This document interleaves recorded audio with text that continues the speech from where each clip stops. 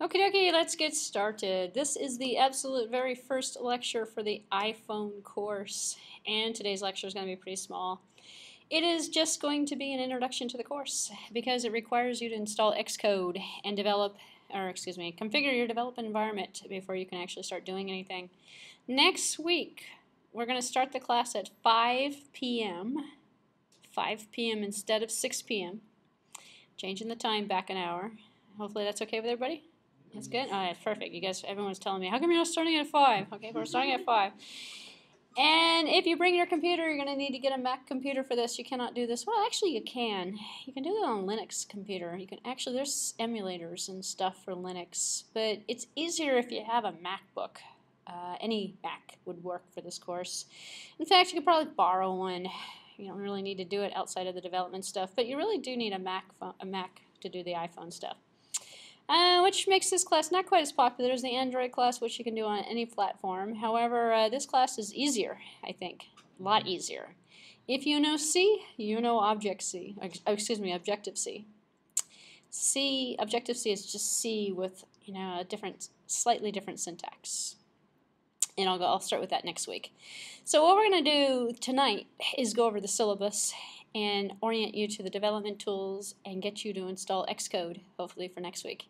Next week, I see some of you already brought your computers. This is fabulous. Next week, bring your computer with Xcode on it. And make sure you can get to a terminal prompt, and I'll go through that when I'm done with the lecture, when I'm done with the syllabus review, so that we can start writing source code. Because what we're going to do in the initial beginning part of the course, and this I'm actually going over the description right now, we are going to provide you with an overview of Objective-C, and you'll find that if you do, and hopefully you do, have some sort of a C background. If you have Java background, it's okay because it's close enough, but you'll have to learn some of the basic kind of stuff that's C oriented, but it's really the same language actually. If you think about it, actually if you program in all of these languages, at one point they all seem like the same language anyway. But at the beginning of the course, we're going to provide an introduction to iPhone application development, including introduction to Objective-C, iPhone technologies, multi-touch interfaces, accelerators, meter, GPS, maps, sensors, address books, stuff like that. The course also provides an opportunity for students to understand the business aspects of application development, a little bit of business, development strategies and stuff like that will be discussed. Learning objectives, you can read through those on your own. So, required equipment, a MacBook, a Mac-related computer, OS X possibly. If you're doing the brand new install and you don't have Xcode and you try to download the current version of Xcode with the iPhone tools, it's going to ask for, I believe, either Leopard or Snow Leopard. I think you can't go anything lower than that. I think you're going to have Leopard. I believe I have Snow Leopard on here. It does not require the current, what is the current one? Lion. You don't need Lion. Actually, I don't even recommend Lion. I recommend Snow Leopard actually is the best one I've right now until they start making improvements in Lion. But if you've got one of the two, you're good shape. So if you go on Craigslist and buy an old $200 computer and it's got Leopard on it, you're probably going to be good. And Snow Leopard, good. Snow Leopard's what you want actually, but Leopard will do, I think. But you'll find out when you go to the Xcode site.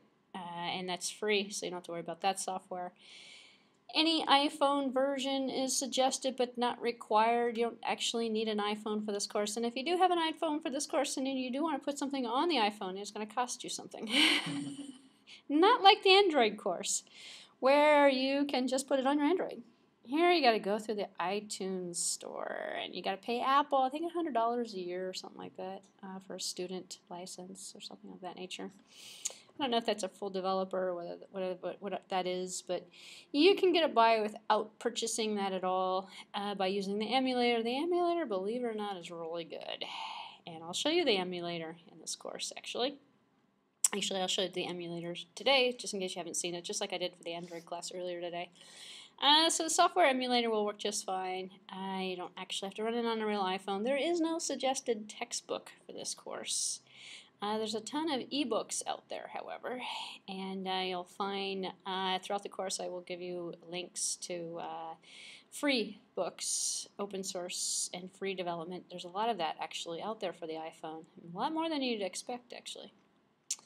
Grading policy, actually this is just like the Android class, except for its iPhone. Set up the same identical way. In fact, for the syllabus, I just substituted the word iPhone for Android. Oh yeah, not really, but yeah, actually, kind of, sort of. But anyway, long story short, final exam is 25 points, 25%, excuse me, of the grade. It's in class during the final exam week. A CSLO essay will be a writing assignment. The final exam will not require programming. It'll be multiple choice, true, false, fill in the blank, stuff like that. You'll have 5 programming assignments, and they will be due at the end of the course, and those 5 programming assignments will be worth 10 points each. Same concept. It's actually I think all of you guys are in that Android class, so it's like everyone taking both classes together. Same thing as what you heard earlier today. Same academic dishonesty policy as well, meaning you have to do your own work. And the same grading formula as before. There's no such thing. Someone asked me today about an A+. There's no such thing as an A+. Some teachers give out A+, though, which I kind of find weird because a 4.0 is a 4.0, right? And an A+ is a 4.0, and A is a 4.0. So, I don't know. You can't get past that. I mean, it doesn't mean anything. And in fact, extra 25, they can add for the, like, if they are like lower with grade or something with different subject. no, but the funny thing is we go by a point system. And if your transcript, the teacher gives you an A+ that's 4.0 and gives you an A that's a 4.0, what do you get? A 4.0. It's like the same thing. And they don't look at the letters, they only look at the numbers in the GPA. Yeah, somebody earlier today was complaining to me, how come you didn't give me an A+? I'm like, because it doesn't mean anything. I wish I would just get rid of it. Take it out of the menu selection options. Actually, I think they have, or they will be in the future. But then it causes inconsistencies because some students have A+ on their record, which doesn't mean anything more than an A, and some have an A.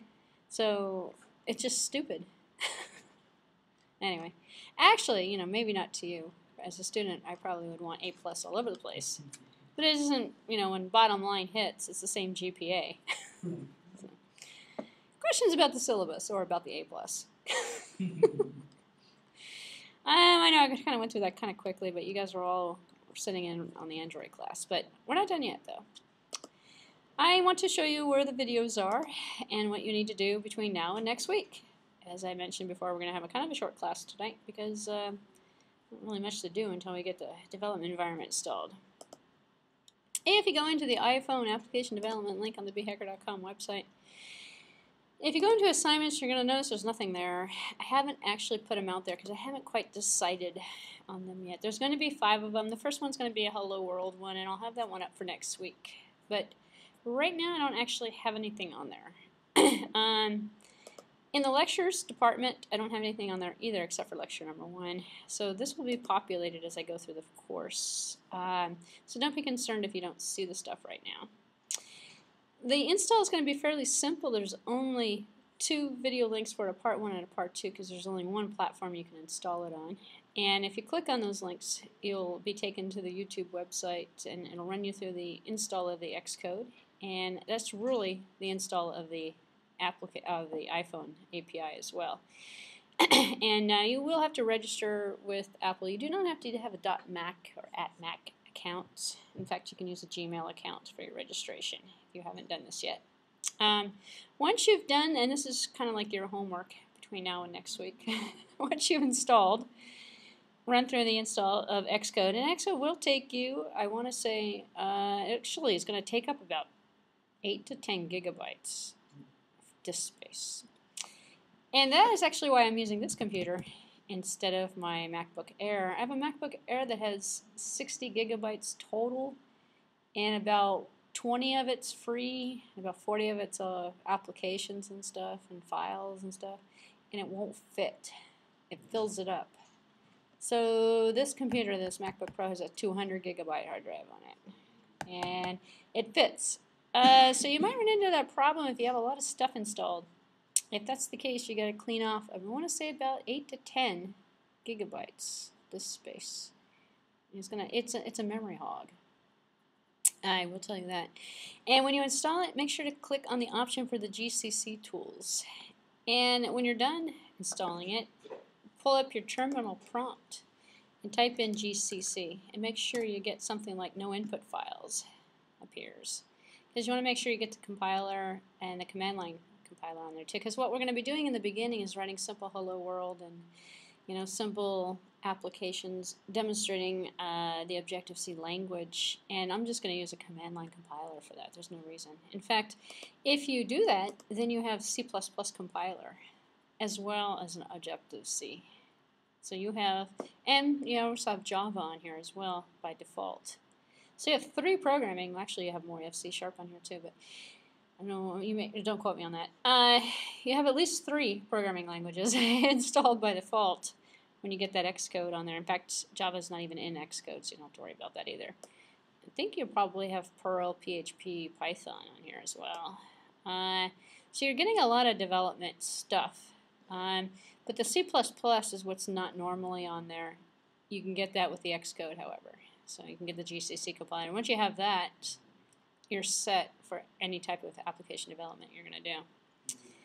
Once you've got the platform installed, I highly recommend going through this video. This video is how to create your Hello World first application. And I just clicked on it, make sure it still works. It does, which is good.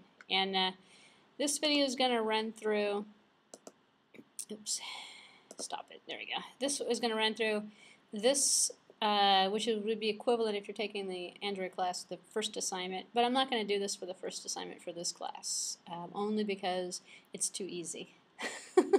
No, seriously, when you see it, it's going to be really easy.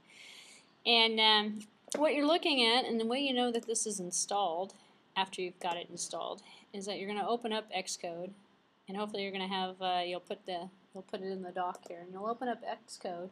That was quick, and it'll take you to this little screen here. And if you create a new Xcode project, if you've got this little button up here that says iOS, it means you've got the right one installed. I believe you can't download Xcode without this now. In the old days, you could pick iPhone or you could pick Mac development, or I can't remember what the options are. Now I think it's an all-in-one package. In fact, I'm not going to go to the link, but if you don't see this on top and you just see Mac OS X and this on the bottom, you don't have the iPhone stuff installed. This link up here, the applications, is going to give you all the different application types. And as we go through the course, we'll be making applications of these types, starting out with Windows-based and command line-based, and we'll see what those are as we go through the course. But if you don't have this, it's a heads up, you need to go reinstall Xcode. Or if you have Xcode already installed on your computer, and you're using somebody's used computer or something like that, and you open Xcode up and you don't see this iOS box, you're in trouble. You need to just start over. Actually, it's best just to upgrade. If you go into here as an example, and just open up one of these Hello World project. I think Hello My World actually created in the video, the link that I showed you a few minutes ago. If I open up Hello My World, I will get this. If I click on the run and build, just a demo to you, this is where the iOS emulator comes into play. See how fast that loads? Much faster than that Android. Oh man, that Android emulator was it's definitely this is kind of blank right now. That Android emulator was definitely a pain in the neck. But here it goes. It actually does load. And this is a demo actually of what you're going to create for your first step. So if you can get through the install, this is your homework for this week. Get through the install, get Xcode installed, it's all in one package. Run through the video, so you're going to create this Hello My World or Hello World application. So you will have this on your computer. And you'll have an application where you'll be able to type in your name as an example. Press a button and it shows up right here. So it actually takes and sends to the GUI from a impromptu. And this is actually kind of a sophisticated Hello World, but it is basic Hello World. That will show you, and the purpose of this is to actually show you the different parts of the development environment. As an example, this sort of looks like the Eclipse window, where we've got the project files over here, and we open them up and we can see them over here. And one of the interesting things is if you've got a C background, then you're halfway there already. Because this .h file, and I'll just kind of go through these classes real quick here. The .h's are just the .h's we've always been familiar with in C. This is the specification file that's going to declare the class, which is the interface, essentially. And I'll go through this next week when we give our first ObjectiveC lecture. But it's nothing more than defining, in this particular case, this is defining a name label and a name text field. So we have this definition, and then we have this action, this click action that we're going to occur, that's going to happen, and we'll have a plus and a minus that shows up here. That's going to be an optional to say whether or not it's an instance or whether it's a class method, or it kind of gives us. We have the same concepts, but it's implemented slightly differently. And then the .m is the .c++, essentially. So instead of a .c++, we got a .m, and a .m is the implementation. So in C++, it's usually referred to as a specification and an implementation. In Objective-C, it's called an interface and an implementation, but it's really the same thing. And here we have, this is the method body. We're including, and this is the code.m file here that we are including, and this code.m is including code.h, which is giving us our interface, and this is basically our implementation of that method click. And we already have those two instance variables, that the name and the label. And so we go through and we programmatically kind of create classes the same way you do in C and C++. You've got class modules here, and we have some that are, the app delegate, which I'll go through next week. It's kind of information overload, I think, until you actually get everything installed and are able to do something. This also is kind of the default built-in kind of interface to the iPhone in terms of its application development. And you can add, in this particular example, and this is the code actually that's created in the first video, if you go through that hello world, building that first application, you'll see that in this case I just bypassed this. This is the default with the default project created for me. And these two this class that I added with the interface and the implementation is user-defined 100%. I mean, I can call it whatever I want. I can use whatever I want. And the way that I implement this code is I create this object for my code, and then I use the object. In this particular case, I'm going to use it for functionality in my event-driven programming style. And the way I can kind of get at that is I can go through and say, well, under the resource directory here, I'm going to have an XIB file. And main.xib is kind of like main.xml in the Android world, or the XML interface, but it's not an XML, it's an XIB, which means it's a special interface that uses the interface, which is the IB, interface builder. So it's really the code that I'm going to drag and drop. And here what I've done is taken a few items, and this is that sample program again, looking at the components for the event-driven behavior. So the way that we start out in this development environment is we either write the code first or we create the GUI first. If you want to create the GUI first, you double-click on that default XIB file, bring up the interface builder, and the window is by default, and this is the window component here. If I double-click on it, it brings it up. If I shut the window, double-click on it again, it reappears. This is the code. So this is an object that was created. And inside of my default package here, my default project I meant to say, I've created this this class. It's going to turn into an object. If I double click on this code object, I get this code identity is the first thing, and this is the I over here. Just a little bigger so you see what I'm looking at. And what you want to do, and I would do this actually, I would go through and create this hello world program and just start playing around with it, and then start figuring out what the interface is all about, an interface builder. In fact, a lot of people don't realize that these are tabs. So you click on the tabs, and you can see the different components. Well, the code is nothing more than this name label. And these are my two instance methods, actually. Excuse me, instance variables, data members. My name label and my text label. And I connected them, and if you run through the video, you'll see how that's done. I've connected the code to the actual GUI items, the widgets that I've stuck on the screen. And if I wanted to, I could open up the main. This would be the app delegate, and I can actually, if I put the code in here, I could take this. This is the window actually that's opening up from app delegate, and I can connect those pieces essentially on the window. And I think the hardest thing in terms of this environment is getting familiar with the weird, I wouldn't call it weird, but the weird way of connecting things. Like there's a connection component where you write the code and then you connect it to GUI items. And that's what the purpose of that first tutorial, the Hello World video is about, is showing you all the pieces. So that, what I say, was an essential must review for homework for next week. So we can come in here and we already have that stuff down and you're not looking for this stuff. The other kind of odd thing is this library component, and if this window goes away, you can always go Tools, Library, and open it up. Because this interface builder is the menu for the interface builder, as long as it says interface builder over here. And the weird thing is you've got things like items over here, and what's not, what I would call not very intuitive, is the fact that these can drop. And you pull stuff from the library and you put it on the canvas. That doesn't seem very like intuitive to me. Like, but once you get familiar with that concept, here's a page control. I can add that to it. And then the other thing that's kind of interesting is you can search on items like button, and find stuff in here. So when you're running through tutorials and things, especially if you find some of the good books and things, we'll say, put a rectangular button. So a rounded rectangular button. So if I typed in rounded, I'm going to get rounded rectangular button, and I'm going to know that that's the item. So you'll find in the beginning you'll use the search thing for a while.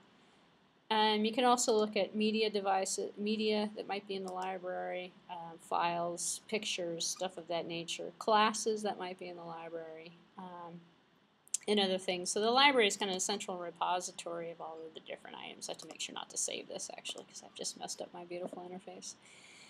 And then what we'll be doing in the course, no, don't save, is going through each one of those.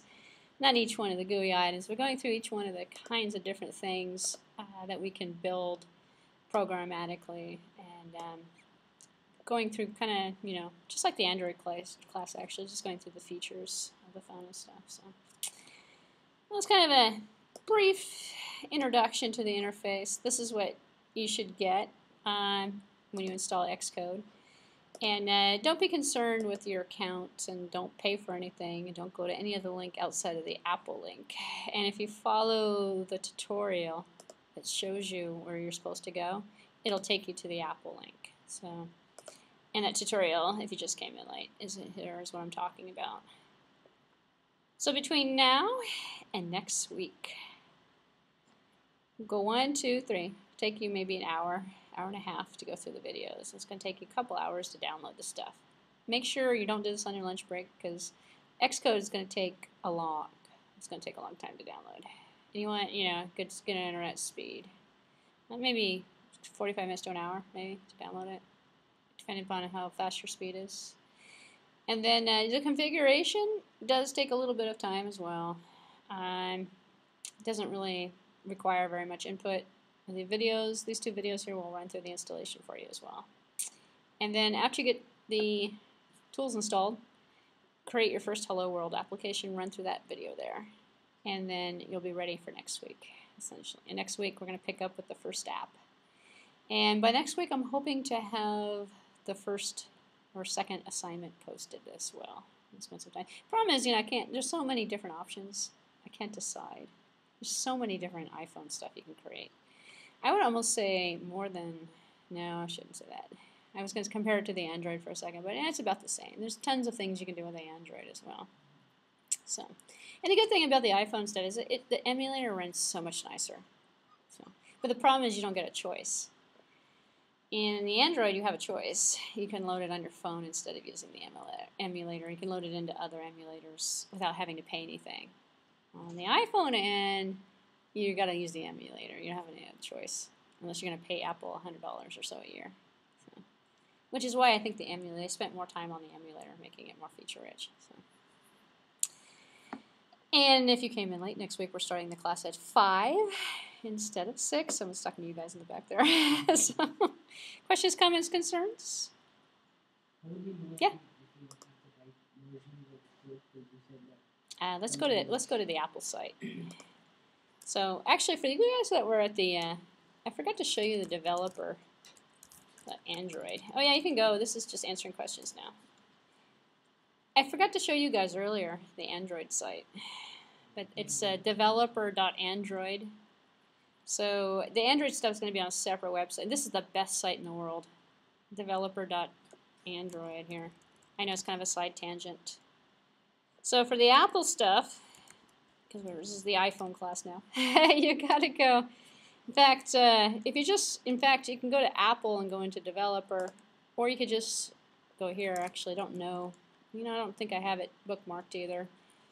I'm just gonna go here, download Xcode, and it's gonna take me to the developer site. I probably should have bookmarked it. If I go to download Xcode here, and download Xcode for free, download Xcode 4.0 for Lion. Oh, they have a different one, 4.1. So 4.0, if I bring up my Xcode, and I go into About Xcode, I've got 3.2.6. Now 4.3 is out, huh? Of course. Let's see, wait a minute. So let me just see what I get here. I think I've got it back because I've got Snow Leopard, but mine's working though, so I'm going to leave it alone. Let's see if I remember. You know what I think I did? I think I did this. Hold on a second. Let's see if this worked. No. Let's see. Wait a minute. Hold on a second. I think I've got another choice here. I don't want to sign in again.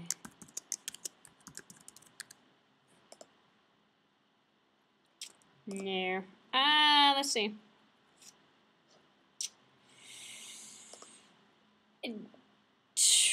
Don't want to do it on this computer. Let's see.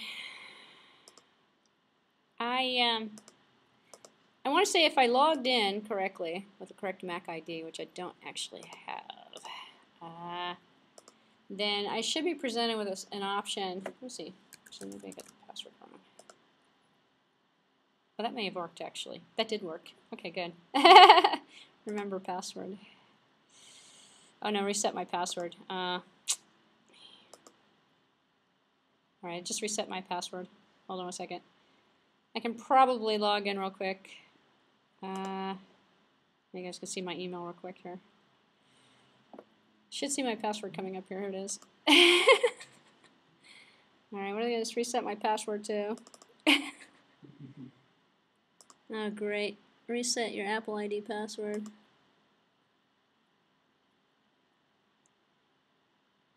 Well, at least I know what my correct app. Well, let's see. Not too short. Okay, hold on. What I want to do is log in so I can show you the options. Unfortunately, it's been centuries since I've used this computer. Password specification has been in the past. Ah, correct. That's the password probably that I had before. Let's see. This one's going to work. That is one of the downfalls, actually. You've got to set up this Mac ID. Return to iPhone Development Center. Let's do that. Now I should be logged in correctly. There we go. Okay, so if I've logged in, which I've just logged in after all that, Xcode 4, you must be an IE developer. Remember to download. Okay, so 4.3. I know the video is going to run you through better steps than this, and I believe this is Xcode 3 is incompatible with OX. That doesn't matter. This is if you click on the 3.2.6. Let me see 1 second real quick. This is probably what I did. 3.2.6 is what I did. Yeah. I'm going to be demonstrating in the class because I'm not an Apple developer, and I'm not going to pay Apple. So I selected looking for Xcode 3. I did the 3, which is working just fine because you can actually use Xcode 3 with the current, and this will give you the current API and everything. And I'm going to stop. This is 4.14 gigabytes, by the way. So that's what I was saying. It's going to take you about 8. If you have the 8 gigabytes, 8 to 10 gigabytes free, you're in good shape. This is going to eat up a lot of memory. So I'm going to clear this. This is probably a good test because I didn't realize that 4 was out. Probably last time I came to this screen, I probably only had an option for 3. But you don't need the 4. So obviously, if you sign up, you probably could get maybe a student membership. I'm not quite sure if we can get a student. In fact, I'm going to look into getting it for the university to get a student somehow because we're eventually going to want to see this work on a phone, and can't do it without any type of membership. So without any signing up as a developer. So, but yeah, it looks like remember download 4, or you can download 4.2.1 for Lion for free. Must be an IO, or you can download. Okay, so I have I have this version here, and it appears to be working just fine for me. So that would be the option that I would take at this point until we get a developer's license. So very good question. Any other questions? Nope, we're done for today then. So go ahead, download, install Xcode, torturous 4 gigabytes. And I believe if you watch the video, I believe that there's no steps actually past the install. It's really simple actually. It's just dragging it over to the application. Actually, it's not a drag. You actually have to install it. So once you install Xcode, that works. You'll be able to. It's not like the Android development tools where you have to install Eclipse and then you have to install the Android API. It's actually all installed together in one shot. Okay, see you next week. Did the TA ever show up?